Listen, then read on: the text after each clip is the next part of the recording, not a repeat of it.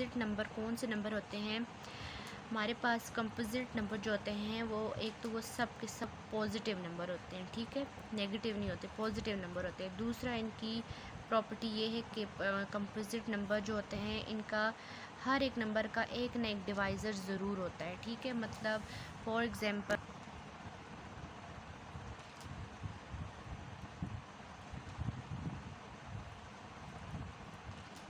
Composite number, ठीक है।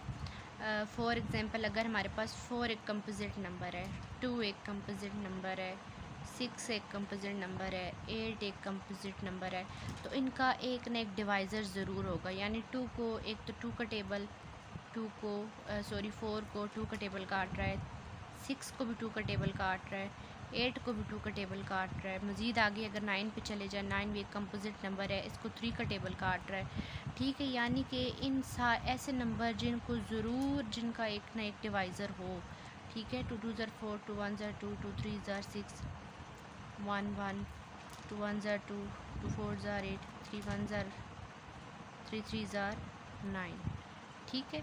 इस ऐसे नंबर जिनका एक ना एक डिवाइज़र ज़रूर होगा, एक तो वो पॉजिटिव होंगे और एक ना एक उनका डिवाइज़र